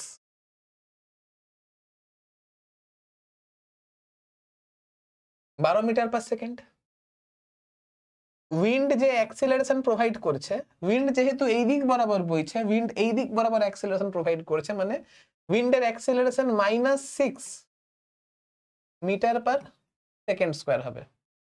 কেন -6? কারণ উইন্ড যে অ্যাক্সিলারেশন প্রোভাইড করছে সেটা নেগেটিভ এক্স ডাইরেকশন বরাবর প্রোভাইড করছে। সে যদি টাওয়ারকে আবার হিট করে, মানে এর মোশনটা দেখতে কেমন হবে, এরকম টাইপের দেখতে হবে, কারণ সে এই দিক বরাবর যাবে, অ্যাক্সিলারেশন এই দিক বরাবর আছে, মানে এক্স অক্ষ বরাবর একটা এইদিকে অ্যাক্সিলারেশন রয়েছে, যার জন্য তার এক্স অক্ষ বরাবর বেগটা কমতে কমতে আবার একটা সময় নেগেটিভ দিকে বেগটা হবে।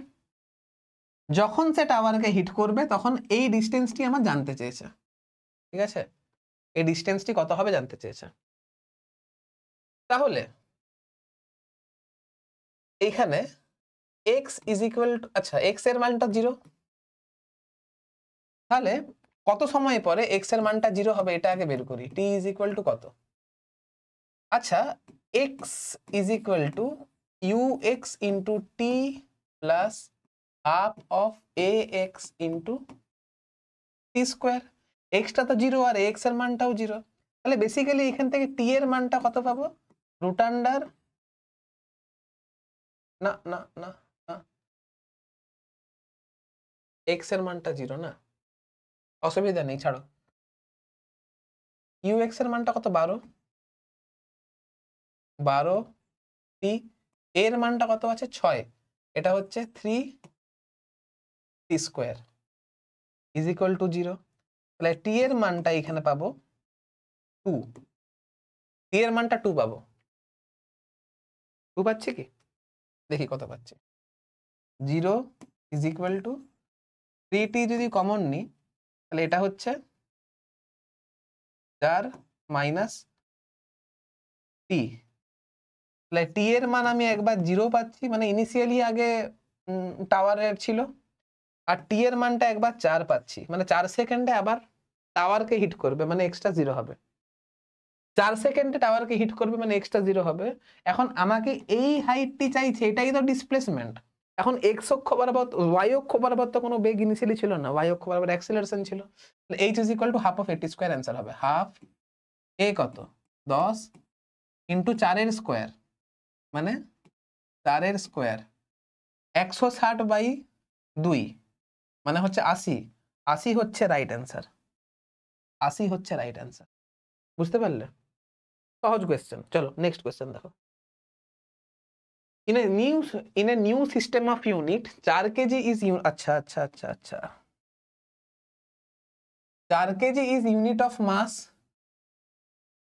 10 meter is unit of length and 1 second is unit of time, find the value of 1 Pascal in new system of unit। আমি বারবার ধরে বলি এই ধরনের কোশ্চেন করতে গেলে n1 u1 is equal to n2 u2 এই কনসেপ্টে লাগাবে। এবারে দেখো আমি n2 এর মান চাইছি, তাহলে n2 is equal to কত হবে, n1 u1 by u2, n হচ্ছে নিউমেরিক্যাল ভ্যালু আর ইউটা হচ্ছে আমার ইউনিট।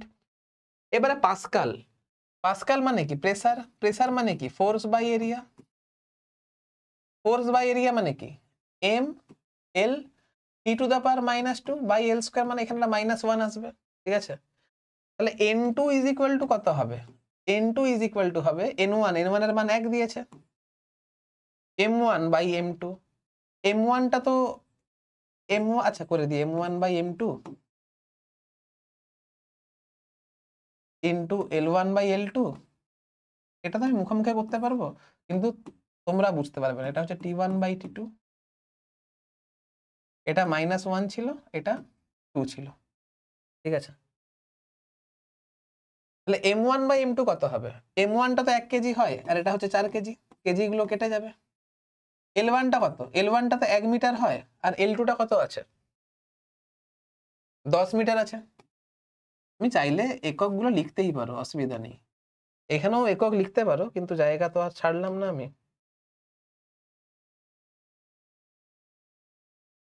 1 কেজি, এটা হচ্ছে 4 কেজি, এটা -1, এটা হচ্ছে 1 সেকেন্ড বাই 1 সেকেন্ড তার হোল স্কোয়ার। এটা হচ্ছে 10 এর 4। এখানে দেখো না, কেজি কেজি কেটে যাচ্ছে। এখানে এই কেজি কাটছে, এই মিটার কাটছে, এই সেকেন্ড কাটছে, অসুবিধা নেই। তাহলে আলটিমেট হচ্ছে 10/4, 10/4 মানে এটা হচ্ছে 5/2।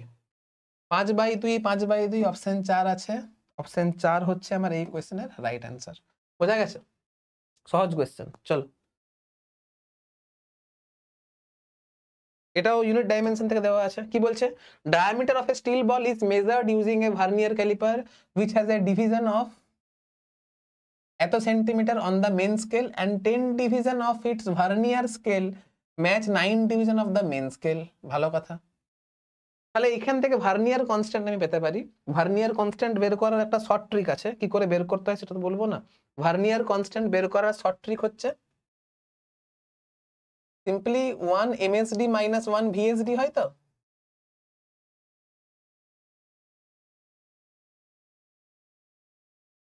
এটি সূত্র, হয় তো? তুমি সিম্পল 1 মাইনাস ছোট বাই বড় করবে। 1 মাইনাস ছোট বাই বড়, ছোট হচ্ছে 9, বড় হচ্ছে 10, ইন্টু মেন স্কেল ডিভিশন করে দেবে। বাস, আমি এটি এইভাবে মনে রাখতে বলি ছেলে মেয়েদেরকে। এটা হচ্ছে 1 এর 10, আর MSD মানে হচ্ছে 0.1 সেন্টিমিটার, 0.1 সেমি। তাহলে এটা হচ্ছে 0.01 সেমি। ঠিক আছে, তাহলে এটা কত হচ্ছে? তাহলে এর মানটা মানে এবার তুমি যখন এই যে মানটা বের করবে, এটা 0.58 হবে, এটা 0.54 হবে, এটা 0.56 হবে। আবার লক্ষ্য করে দেখো, এটার জিরো এররটা হচ্ছে -0.03। দেন মিন কারেক্টেড ডায়ামিটার। আচ্ছা, তুমি যদি এর মিন বের করো, এর মিনটা কত হবে বলো তো? আমি দেখতে পাচ্ছি এটা হচ্ছে এর মিন ভ্যালু, আমি দেখতে পাচ্ছি এটা হচ্ছে এর মিন ভ্যালু। এখন নেগেটিভ এরর আছে, নেগেটিভ এরর মানে এটা যোগ করে দিতে হবে। তাহলে 0.56 এর সঙ্গে 0.003 যদি যোগ করে দাও, তাহলে এটা 0.59 অ্যান্সার হবে। 0.59 অপশন 3 তে দেওয়া আছে, তাহলে অপশন 3 হচ্ছে রাইট অ্যান্সার। ঠিক আছে, আগে মিন বের করতে হবে, দিয়ে পারো তুমি এখানে করো, কোনো অসুবিধা নেই। বুঝতে পারছো? চলো নেক্সট কোয়েশ্চেন।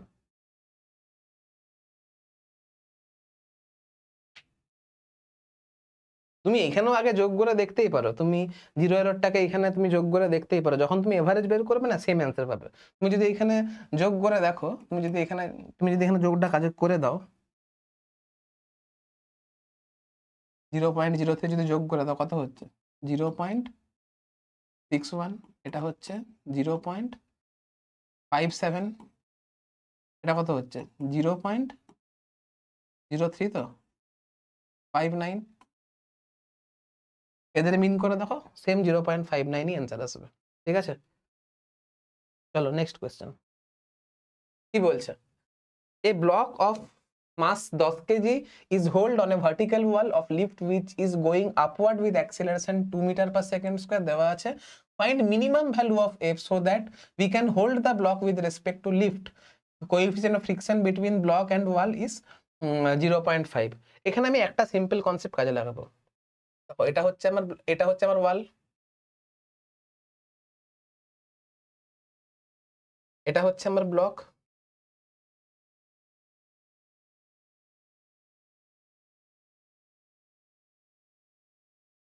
এটা হচ্ছে আমার ব্লক। ব্লকের উপরে যে ফোর্স লাগাচ্ছি সেটা এই দিক বরাবর লাগাচ্ছি, ব্লকের উপরে ফোর্স লাগানো হচ্ছে এই দিক বরাবর, ব্লকের নর্মাল রিঅ্যাকশন লাগবে এই দিক বরাবর, ব্লকের ওয়েট লাগবে এই দিক বরাবর, ব্লকের উপর ফ্রিকশন লাগবে এই দিক বরাবর। ব্লকের ওয়েটটা কত হচ্ছে? ব্লকের ওয়েটটা হচ্ছে আমার 100 কেজি, 100 নিউটন। এটা হচ্ছে এফ, এটা হচ্ছে নর্মাল রিঅ্যাকশন, এটা হচ্ছে ফ্রিকশনের ম্যাক্সিমাম ভ্যালু। মানে আমাকে মিনিমাম ফোর্স লাগাতে হবে, মিনিমাম ফোর্স লাগাতে হবে মানে ততটাই ফ্রিকশনের দরকার যেটা শুধুমাত্র ওয়েটটাকে ব্যালেন্স করতে লাগবে। F is equal to mu N, mu N মানে মিউ এফ। কোথাও না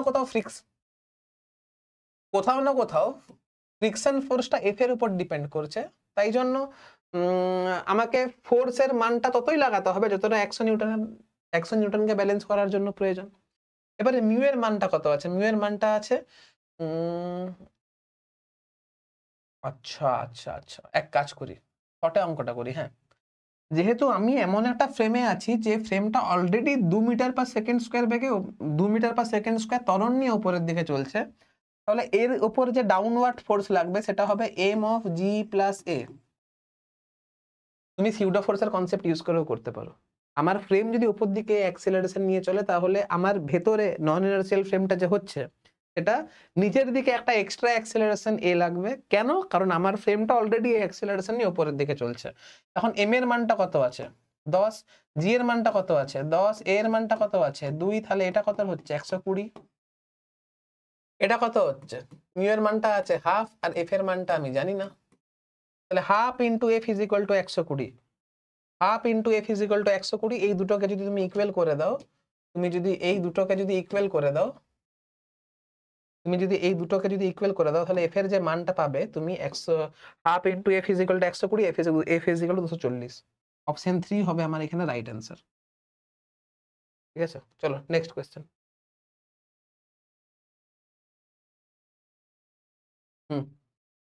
কি বলছে? In the arrangement shown in the figure coefficient of friction between two blocks is mu is equal to half. The force of friction acting between the two blocks is, এই দুটো ব্লকের মধ্যে কত friction কাজ করছে এটা আমাকে বের করতে হবে। এটা যদি বের করতে হয় তাহলে ব্লক ওভার ব্লক প্রবলেম করার জন্য একটা সিম্পল ট্রিক আছে। সেই ট্রিকটা হচ্ছে আমি ধরে নেব এই সিস্টেমটা একসঙ্গে মুভ করছে। সিস্টেম যদি একসঙ্গে ধরে নিচ্ছি সিস্টেম একসঙ্গে মুভ করছে, সিস্টেম যদি একসঙ্গে মুভ করে তাহলে এই দুটো সিস্টেমকে আমি একটা কমন সিস্টেম ধরতে পারি। এখন এদের উপরে যে নেট ফোর্স লেগেছে সেই নেট ফোর্সের মান কত আছে? F net is equal to 20 minus 2 is equal to 18। Net force F net is equal to 18 newton. সিস্টেমের net mass is equal to আছে 4 plus 2 is equal to 6 KG. সিস্টেমটা যদি একসঙ্গে মুভ করে তাহলে common acceleration A common is equal to কত হবে? 18/6।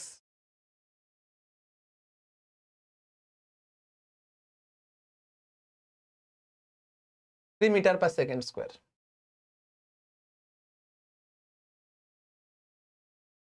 এবারে অবশ্যই সিস্টেম আলটিমেট এই দিক বরাবর এ অ্যাক্সেলারেশন নিয়ে মুভ করবে। সিস্টেমটা আমার এই দিক বরাবর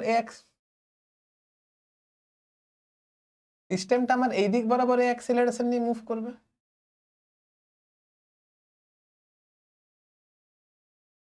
এখন এই দিক বরাবর মুভ করার জন্য কে আছে? 2 কেজি ব্লক যাতে করে এই দিক বরাবর মুভ করতে পারে, এই যে 2 কেজি ব্লক যাতে করে এই দিক বরাবর মুভ করতে পারে তার জন্য এই দিক বরাবর তো আমার 2 নিউটন বসেই আছে। এই দিক বরাবর তো আমার 2 নিউটন বসেই আছে। 2 কেজি ব্লকটাকে যদি এই দিক বরাবর 3 metre per second square acceleration নিয়ে যদি মুভ করতে হয়, তাহলে আমার ওপর নেট ফোর্স লাগাতে হবে মাস ইন্টু অ্যাক্সিলারেশন। মাস হচ্ছে 2 কেজি, অ্যাক্সিলারেশন হচ্ছে কত 3। তাহলে এই দিক বরাবর মোট ফোর্স কত লাগবে? এই দিক বরাবর নেট যে ফোর্স লাগবে সেটা 6 নিউটন হবে। প্রথম কথা আবার বলছি, দেখো যদি সিস্টেমটা একসঙ্গে মুভ করে, সিস্টেমের অ্যাক্সিলারেশন এই দিক বরাবর কত হবে না 3 মিটার পার সেকেন্ড স্কোয়ার হবে। এখন এই ব্লকটাকে এই দিক বরাবর 3 মিটার পার সেকেন্ড স্কোয়ার বেগে মুভ করাতে গেলে যে নেট ফোর্স লাগবে, এই যে এই F net is equal to কত লাগতে হবে? 6 নিউটন লাগতে হবে। এখন এই দিক বরাবর 2 নিউটন অলরেডি বসে আছে, তাহলে এই দিক বরাবর আমাকে এক্সট্রা যে ফোর্স লাগাতে হবে, এই দিক বরাবর এক্সট্রা ফোর্স আমাকে 6 লাগাতে হবে। তাহলে 2 + 6, এই দিক বরাবর আমাকে 8 নিউটন ফোর্স লাগাতে হবে। এখন এই 8 নিউটন ফোর্সটা কে দিতে পারে? ফ্রিকশন দিতে পারে। এই 8 নিউটন ফোর্সটা ফ্রিকশন দিতে পারে। ফ্রিকশন ছাড়া এই দিক বরাবর ফোর্স লাগানোর মতো কেউ নেই। এই দিক বরাবর ফোর্স লাগানোর মতো ফ্রিকশন ছাড়া কেউ নেই। এখন ফ্রিকশনের ম্যাক্সিমাম ভ্যালু যদি 8 নিউটন অপেক্ষা বেশি হয়, তাহলেই এই দুটো ব্লক একসঙ্গে মুভ করবে, আদারওয়াইজ একসঙ্গে মুভ করবে না। এটা কিন্তু খেয়াল রাখতে হবে। এখন এই ব্লকটার এই দিক বরাবর মুভ করার জন্য একমাত্র ফ্রিকশন ফোর্স লাগাতে পারে। ফ্রিকশনের আমাকে এই দিক বরাবর সিস্টেমটাকে 3 মিটার পার সেকেন্ড স্কোয়ার ত্বরণ সহ মুভ করানোর জন্য মোট ফোর্স এই দিক বরাবর লাগবে 6 নিউটন। যেহেতু এই দিক বরাবর আগে থেকে একটা 2 নিউটন ফোর্স প্রেজেন্ট ছিল, তাহলে এই দিক বরাবর ফ্রিকশনকে মিনিমাম 8 হতে হবে। 8 থেকে কম হলে সিস্টেম একসঙ্গে মুভ করবে না। এখন ফ্রিকশনের ম্যাক্সিমাম ভ্যালু কত সেটা একটু ক্যালকুলেট করে দেখা যাক। ফ্রিকশনের ম্যাক্সিমাম ভ্যালু আছে, মিউ কত আছে? হাফ আছে। নরমাল ডিরেকশন কত লাগবে এখানে? 20 লাগবে। তাহলে ফ্রিকশনের maximum value F max mu N half into N. N এর মান কত আছে? এন এর মান 20, 10 নিউটন। যেহেতু ফ্রিকশনের ম্যাক্সিমাম ভ্যালু 10 নিউটন, তাহলে অবশ্যই ফ্রিকশনের পক্ষে 8 নিউটন ফোর্স প্রোভাইড করা পসিবল। তাহলে এইখানে সিস্টেমটা একসঙ্গে মুভ করবে। আর অবশ্যই একসঙ্গে মুভ করার জন্য সিস্টেমকে মানে এই ব্লকের উপর যে ফ্রিকশন লাগবে সেটা অবশ্যই 8 নিউটন হবে। তাহলে 8 নিউটন হচ্ছে আমার এই কোয়েশ্চেনের রাইট অ্যান্সার। বুঝতে পেরেছ? সহজ জিনিস, কোনো কঠিন জিনিস নয়। চলো নেক্সট কোয়েশ্চেন। এটাও দেখো ভালো কোয়েশ্চেন।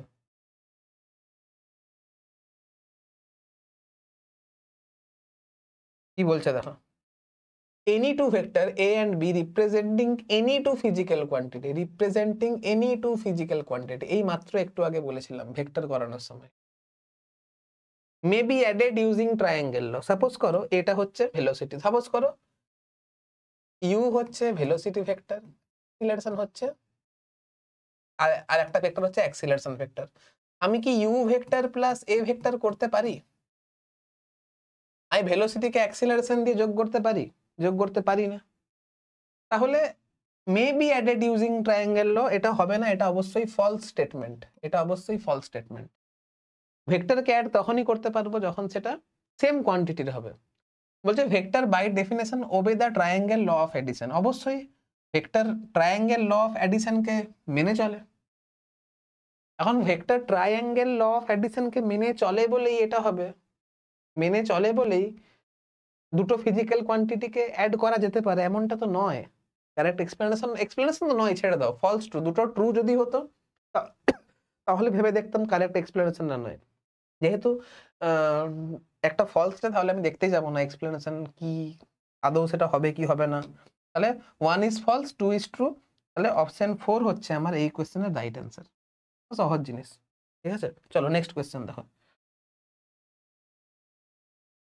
ভালো কোয়েশ্চেন।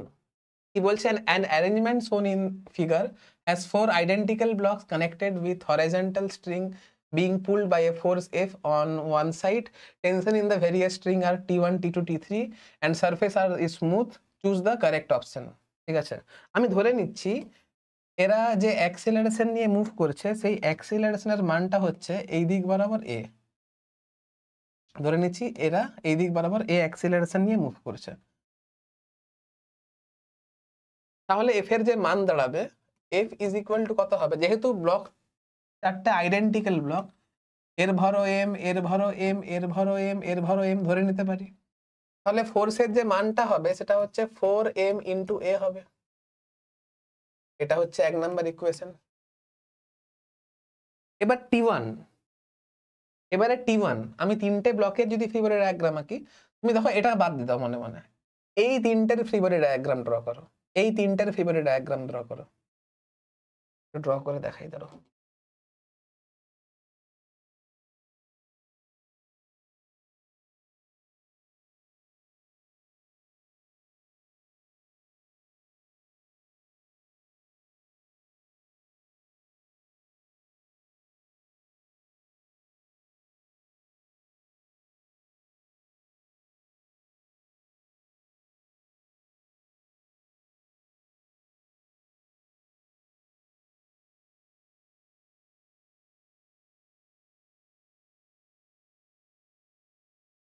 এটা হচ্ছে M, এটা হচ্ছে M, এটা হচ্ছে M।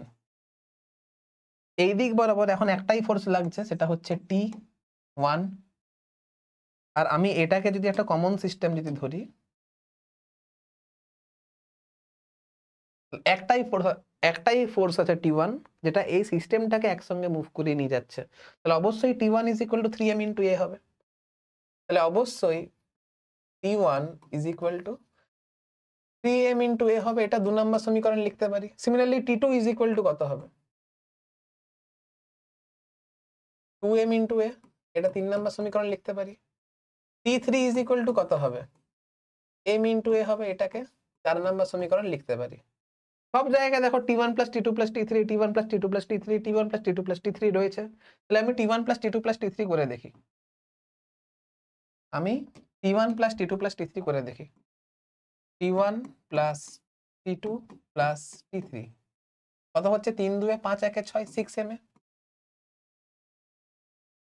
আবার F ইজ ইকুয়াল টু হচ্ছে 4m। এটাকে আমি 5 নাম্বার সমীকরণ দিতে পারি। তুমি এক কাজ করো, F divided by T1 plus T2 plus T3 যদি করে দেখো কত আসছে বলো তো? 4/6 মানে 2/3। দেখতে পাচ্ছি 3F is equal two 2T1 plus T2 plus T3। 3F is equal two 2T1 plus T2 plus T3। বাস, গল্প শেষ।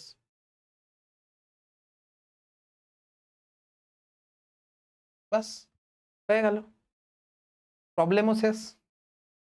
যাই হোক, বেশিক্ষণের ভিডিও হয়নি, আমি তাড়াতাড়ি করাতে পেরেছি অঙ্কগুলো। ঠিক আছে, যাই হোক আজকের ভিডিওতে এতটাই থাকলো। এরপরে আর একটা স্কোর বুস্টার সিরিজের আরেকটা ভিডিও, মানে স্কোর বুস্টার সিরিজের আরেকটা ভিডিও নিয়ে আসবো, সেখানে আবার ভালো ভালো অঙ্ক প্র্যাকটিস করব। আর ভালো ভালো অঙ্ক যদি প্র্যাকটিস করতে হয় তাহলে অবশ্যই তোমাদেরকে টেস্ট দিতে হবে। টেস্ট দিয়ে যে যে কোয়েশ্চেনগুলো আটকাবে সেই কোয়েশ্চেনগুলো আমাকে পাঠাবে। আমি তোমাদের সেই আটকে যাওয়া কোয়েশ্চেন নিয়ে আবার নেক্সট ভিডিওতে তোমাদের সামনে আবার উপস্থিত হব। ততক্ষণ পর্যন্ত পড়তে থাকো, ভালো থাকো, টেস্ট দাও। ঠিক আছে, বাই।